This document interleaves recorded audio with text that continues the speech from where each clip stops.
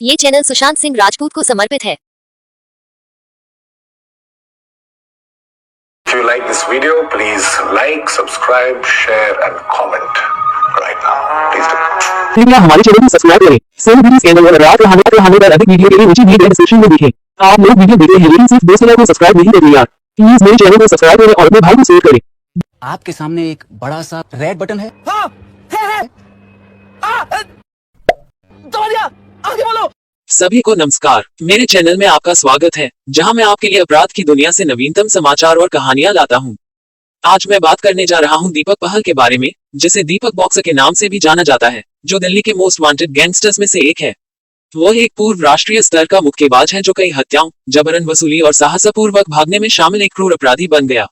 वो गैंगस्टर कैसे बन गया, उसके अपराध क्या हैं, और वह मानव तस्करी गिरोह का उपयोग करके भारत से कैसे भाग गया, चलो पता करते हैं।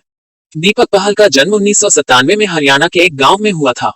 उन्हें बचपन से ही मुक्केबाजी में रुचि थी और उन्होंने एक स्थानीय अकादमी में प्रशिक्षण लेना शुरू कर दिया था। उन्होंने जल्द ही अपनी प्रतिभा दिखाई और राज्य और राष्ट्रीय स्तर पर कई पदक जीते। उन्होंने जूनियर अंतर्राष्ट्रीय स्तर पर भी भारत का प्रतिनिधित्व किया और उन्हें एक होनहार मुक्केबाज माना जाता था। उनका सपना एक प्रसिद्ध मुक्केबाज बनने और खेल में अपना नाम कमाने का था। लेकिन चीजें तब बदल गईं जब उनकी मुलाकात जितेंद्र मान से हुई, जिसे गोगी के नाम से भी जाना जाता है, जो दिल्ली का कुख्यात गैंगस्टर था।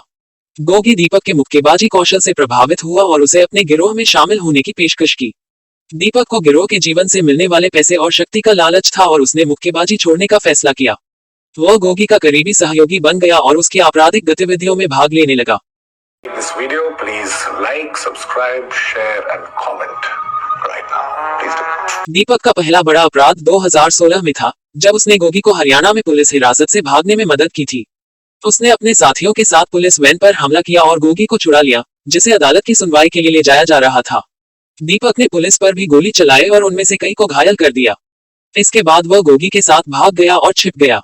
उसके बाद दीपक गैंगवार और प्रतिद्वंद्विता में और अधिक शामिल हो गया। वह एक बिल्डर, एक प्रॉपर्टी डीलर, एक जिम ट्रेनर और एक प्रतिद्वंद्वी गैंगस्टर सहित 4 लोगों की हत्या में शामिल था। उसने व्यवसायियों और राजनेताओं से भी पैसे वसूले और भुगतान न करने पर उन्हें गंभीर परिणाम भुगतने की धमकी दी। वह दिल्ली के सबसे खूंखार गैंगस्टरों में से एक बन गया और उसे दीपक बॉक्सर का उपनाम मिला। दीपक के गुरु गोगी की 2021 में दिल्ली के रोहिणी कोर्ट परिसर में 2 हमलावरों ने हत्या कर दी थी। इसके बाद दीपक गोगी गिरोह का मुखिया बन गया और उसने अपना अवैध काम जारी रखा। वह एक अन्य गैंगस्टर, कुलदीप मान, जिसे फज्जा के नाम से भी जाना जाता है, का भी करीबी बन गया, जो हत्या और डकैती के कई मामलों में वांछित था। 2022 में दीपक ने फज्जा को दिल्ली के जीटीबी अस्पताल में पुलिस हिरासत से भागने में मदद की। उसने पुलिस कर्मियों पर मिर्च पाउडर और गोलियों से हमला किया और फज्जा को भागने में मदद की। इसके बाद वह फिर से छिप गया और देश छोड़ने की योजना बनाई। दीपक ने भारत से भागने के लिए फर्जी पासपोर्ट का इस्तेमाल किया। उसने रवि अंतिल नाम का इस्तेमाल कर कोलकाता से मेक्सिको के लिए उड़ान भरी। इसके बाद उन्होंने मेक्सिको पहुंचने के लिए दुबई, कजाकिस्तान, तुर्की और स्पेन की यात्रा की। उसने एक मानव तस्करी गिरोह का इस्तेमाल किया जो लोगों को गधा मार्गों के माध्यम से भारत से अमेरिका भेजता है। ये मार्ग अवैध और खतरनाक हैं और इनमें पैदल, नाव या कार से सीमा पार करना शामिल है।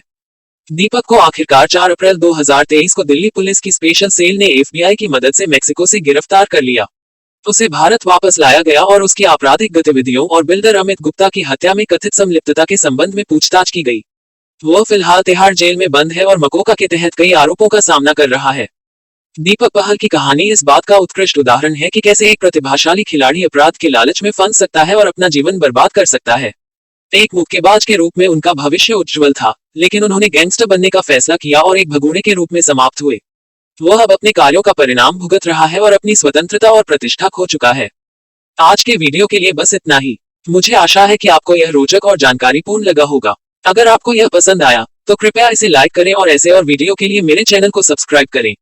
देखने के लिए धन्यवाद और अगले एपिसोड के लिए बने रहें।